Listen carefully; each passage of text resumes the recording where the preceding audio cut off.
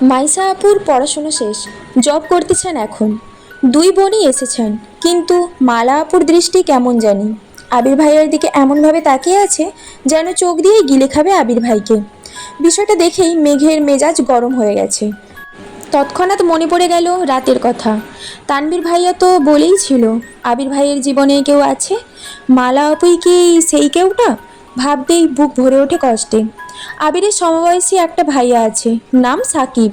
উনি আবির ভাইয়ার দ্বিতীয় বেস্ট ফ্রেন্ড বলা চলে। আরও কয়েকটা ছোট ভাই আবির ভাইকে এটা সেটা অনেক কথা জিজ্ঞেস করছে। বিদেশে কেমন লাগে, পড়াশুনো কেমন, কিভাবে থাকতে হয়, এই সবই। মেঘ ধীর স্থির পায়ে সিঁড়ি দিয়ে নামছে। আবির এক পলক তাকায় সেদিকে, পুনরায় ভাইদের কথায় মনোযোগ দেয়। মেঘকে দেখে দু চারজন ডাক শুরু করে, এই মেঘ, কেমন আছিস, এদিকে আয়। মিম ছুটে আসে মেঘের দিকে, আপু তোমাকে অনেক সুন্দর লাগছে, মাসাল্লাহ, কারোর নজর না লাগে। মেঘ মুচকি হাসল। মিম মেঘকে টেনে নিয়ে সোফায় বসালো। সবার সাথে কথা বলতে বলতে হঠাৎ দৃষ্টি পড়ে আবির ভাইয়ার দিকে। উপর থেকে সে শুধু মালা আপুর নজরটাই দেখেছে, এখন সে আবিরকে দেখছে। নীল পাঞ্জাবি, সাদা প্যান্ট, মাথায় টুপি, আহা কত মায়াবী লাগছে। আবিরের হাস্যোজ্জ্বল মুখটা দেখে প্রেমে পড়ে গেছে মেঘ। যত্রতত্র দৃষ্টি সরিয়ে বাকিদের সাথে কথা বলায় ব্যস্ত হলো। বড়দের খাওয়া শেষ।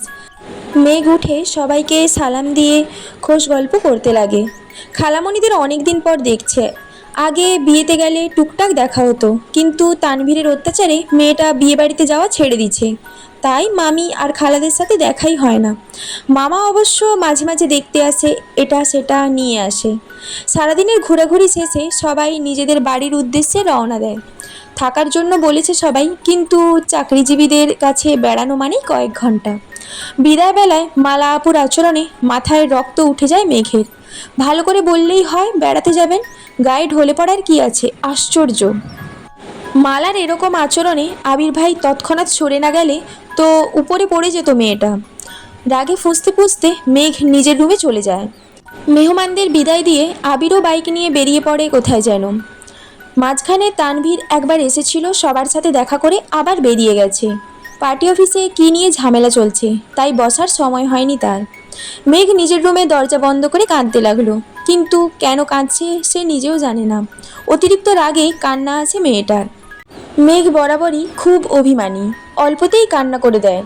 রাত 10টা বেজে গেছে, এখনও মুখ ফুলিয়ে রুমে বসে আছে মেয়েটা। সারাদিন খাওয়া নেই। তড়িঘড়ি করে তানভীর বাড়িতে ঢুকে এসেই মাকে জিজ্ঞেস করে, মেঘ খেয়েছে? হালিমা খান সহসা উত্তর দিলেন, সন্ধ্যার পর থেকে এত ডাকছি, দরজাই তো খুলছে না। তানভীর আর কথা বাড়ালো না, তড়িৎ গতিতে ছুটে গেল বোনের দরজার সামনে। প্রথমে আস্তে করে ডাকলো, মেঘের সাড়া নেই। আচমকা চোয়াল শক্ত করে এক প্রকার চিৎকার করে দিল, মেঘ, তুই এই মুহূর্তে দরজা না খুললে তোর কপালে শনি আছে বলে দিলাম। মেঘ শোয়া থেকে এক লাফে উঠে বসলো। কয়েক সেকেন্ডে দৌড়ে গিয়ে দরজাটা খুলল। চোখ তুলে তাকানোর সাহস নেই ভাইয়ের দিকে। আজ পর্যন্ত তানভীর মেঘের গায়ে হাত তুলেনি, শুধু ধমকে দেয়, কিন্তু ভাইকে এক বিন্দু বিশ্বাস করে না মেঘ। কখন আবির ভাইয়ের মতো নাক মুখে মারবে থাপ্পড়, বিশ্বাস নেই। দরজা খুলতেই নরম স্বরে তানভীর বলল, খেতে যা। মেঘ তানভীরের এত নরম স্বর কোনোদিন শোনেনি।